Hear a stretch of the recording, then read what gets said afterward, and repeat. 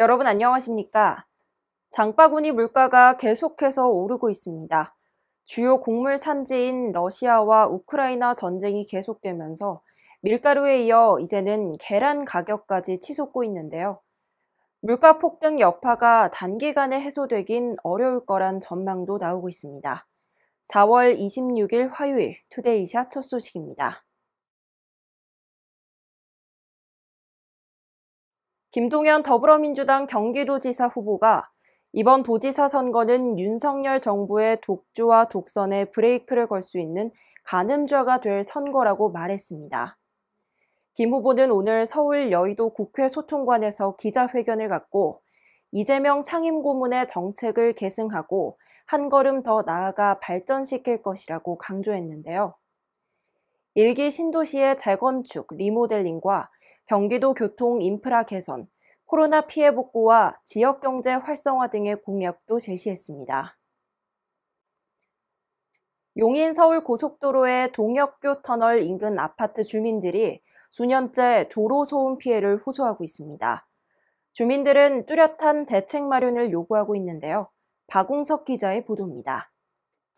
용인 서울고속도로 동혁교 터널 개방 구간 인근 아파트 주민들이 차량 소음으로 고통을 겪고 있다며 수년째 대책을 요구하고 있습니다.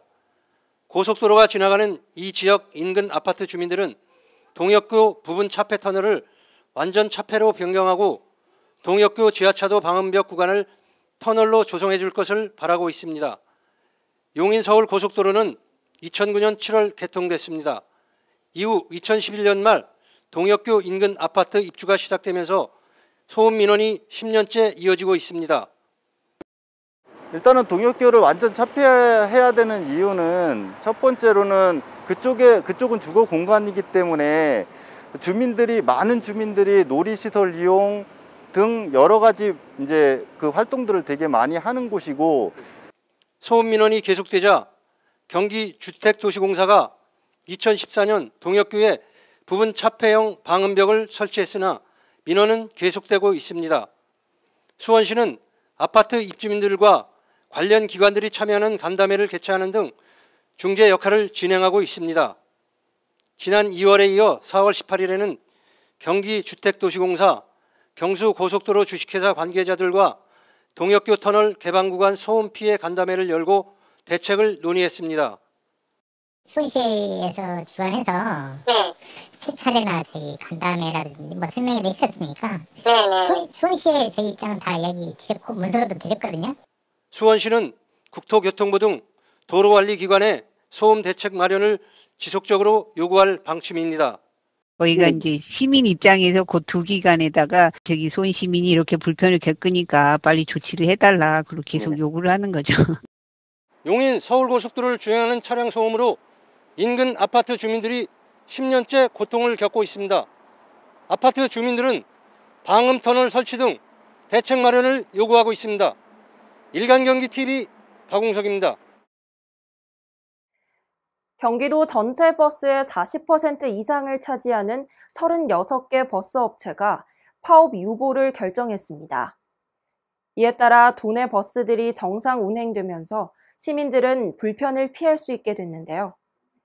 파업 돌입 여부를 놓고 어제 오후 사측과 벌인 막판 협상에서 경기 지역 자동차 노동조합이 노동쟁이 조정 신청을 취하하면서 파업 유보가 결정됐습니다.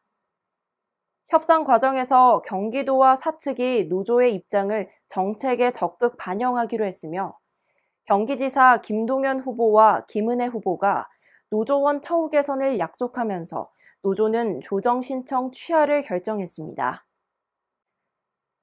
동두천으로 이전이 결정된 경기도 일자리재단 직원들이 청사 이전안의 재검토를 강력하게 촉구하고 나섰습니다. 이들은 오늘 긴급 호소문을 통해 이전지로 선정된 동두천 미군 반환 공여지 캠프 님불의 토양 조사 결과 1급 발암물질인 페놀이 기준치 이상 검출됐다고 지적했는데요. 이들은 상황이 이런데도 경기도와 동두천시는 합리적인 정화 계획도 없이 토지 매입을 압박하고 있다고 질타했습니다.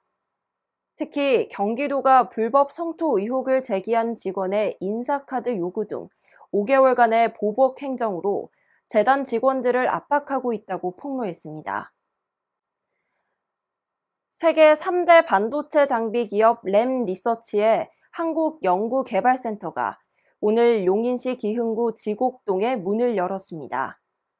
램 리서치는 이번 센터 개관으로 R&D부터 제품 제조와 유통까지 전 영역을 아우르는 반도체 공급 체계를 갖추게 됐는데요.